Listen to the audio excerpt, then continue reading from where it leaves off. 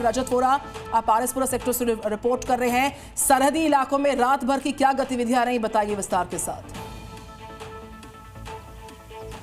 जी बिल्कुल निधि, आपको बता दें कि कल एक काफ़ी आशंका थी कि पाकिस्तान फिर से सीज फायर का उल्लंघन करेगा, पर पूरी तरह से शांति यहां पर रही। पुंछ से लेकर जम्मू एलओसी तक पूरी तरह से शांति, और आईबी सेक्टर भी पूरी तरह शांत रहा। इस समय हम आरसपुरा सेक्टर में हैं। यहां पर आप देख सकते हैं भारतीय तिरंगा आन शान से लहरा रहा है, और इसी तरह से नॉर्मल गतिविधियां जो हैं वो चल रही हैं। हालांकि बॉर्डर के जो फॉरवर्ड एरियाज हैं वो हम तस्वीरें आपको नहीं दिखा पाएंगे, क्योंकि लगातार एडवाइजरीज हैं, और साथ ही साथ जो गतिविधियां किस तरह से भारतीय सेना और बीएसएफ की चल रही है वो दिखाना लाजमी नहीं होगा। बट साथ ही साथ आपको बता दें कि पूरी तरह से शांति पर प्रमोद भी हमारे साथ बने हुए हैं, कुपवाड़ा से जुड़े हैं। प्रमोद, भारत ने साफ कर दिया है कि अगर पाकिस्तान की तरफ से गोली चली तो भारत की तरफ से भी गोला चलेगा। देखिए बिल्कुल, जो सीज फायर का उल्लंघन हुआ था, उल्लंघन खबरें आई थी, उसके बाद हिंदुस्तान ने जो बात कही कि अब खैर नहीं होगी, वो उसका पाकिस्तान को भय बैठ गया, और उसके बाद से कोई ऐसी गतिविधि नज़र नहीं आई।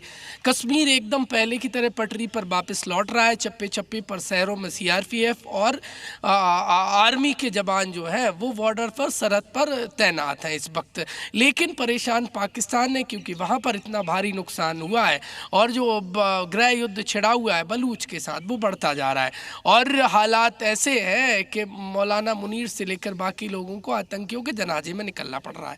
आप देखिए, आज जो 12 बजे जो इम्पोर्टेंट एक बैठक होने वाली है, बातचीत होने वाली है, वो बेहद अहम रहेगी, क्योंकि हिंदुस्तान की तरफ से जो अलग अलग मुद्दे हैं वो रखे जाएंगे कि फिर से यदि कोई अटैक होता है तो सीधा एक्ट ऑफ वॉर माना जाएगा। तो आज की बैठक इम्पोर्टेंट है, ये विश्व पटल पर रहेगी। ब्रजेश तिवारी के पास मेरे को जाना होगा। प्रमोद, हम लौटते रहेंगे आपके पास, अमृतसर से रिपोर्ट करें। ब्रजेश, क्या सूरत हाल रहा?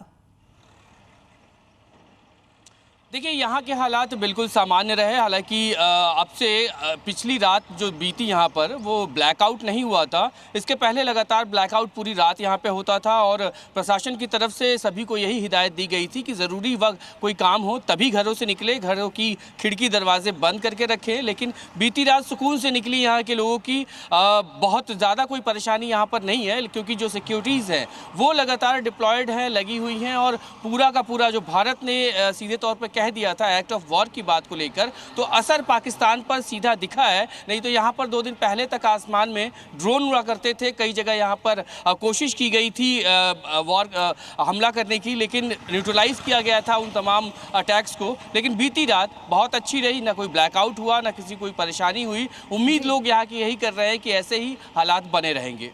ठीक है, पठानकोट लिए चलते हैं दर्शकों को, जहां पर हमारे सहयोगी अमित मौजूद है। अमित, वहां क्या हालात है, तस्वीरों के जरिए अगर आप बता सकें।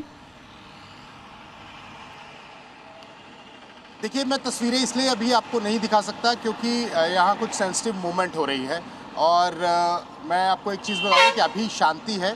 और यहाँ सरहदी जितने इलाके हैं पंजाब के, हालांकि 553 किलोमीटर का बॉर्डर हम पाकिस्तान हमारे उस तरफ है और हम इधर है, 553 किलोमीटर का बॉर्डर है।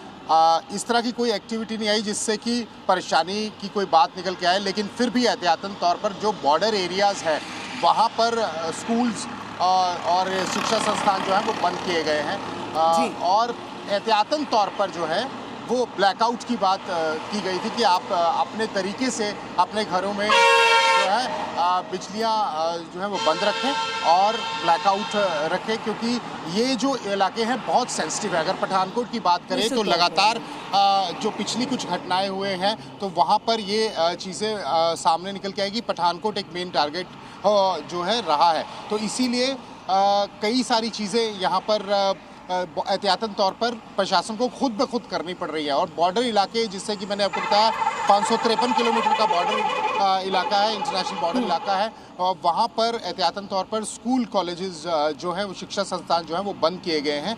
बाकी पंजाब में शिक्षा संस्थान खोले गए हैं क्योंकि आज सोमवार से खुलने थे। इन इलाकों में जो है वो बिल्कुल फिरोजपुर जाऊंगी मैं। काफी सेंसिटिव इलाके हैं। अमित, चाहे कश्मीर की सरहदी लोकेशंस हो या फिर पंजाब के सरहदी इलाके हो, वहां पर कैसा सूरत हाल है? हमारे रिपोर्टर्स अपनी रिपोर्टिंग के माध्यम से बता रहे हैं। फिरोजपुर में कैसे हालात है? कमलदीप, ओवर टू यू, बता पाए, और अगर विजुअल्स दिखा पाए तो और बेहतर रहेगा। कैसी परिस्थिति रही रात भर? बिल्कुल, अगर फिरोजपुर की बात की जाए तो फिरोजपुर रात पर कह सकते शांति है। फिरोजपुर में रही, कल भी शांति रही और एक दिन पहले कह सकते कि परसों भी फिरोजपुर में शांति रही, क्योंकि फिरोजपुर में कल रात जो वॉलंटियर तौर पर ब्लैकआउट करने की एडवाइजरी लोगों को जारी की गई थी, प्रशासन की तरफ से कोई भी ब्लैकआउट नहीं किया गया था। कि लोगों को बोला गया था कि जो घरों की लाइटें हैं, जहाँ कह सकते दुकानों की लाइटें हैं, उन लाइटों को वो अपने वॉलंटियर तौर पर बंद कर दें। और प्रशासन की ओर से एडवाइजरी जारी की गई थी कि लोग रात में ज़्यादा से ज़्यादा घर में रहें, बाहर ना निकले, जरूरत पड़ने पर ही बाहर जाएं। उसके बाद आज जो कह सकते स्कूल है जो हमारे तमाम सहयोगियों ने ग्राउंड जीरो पर क्या इस वक्त हालात है, जिंदगी कैसे पटरी पर लौट रही है, तस्वीरों के जरिए आपको दिखाया। सभी का बहुत बहुत शुक्रिया।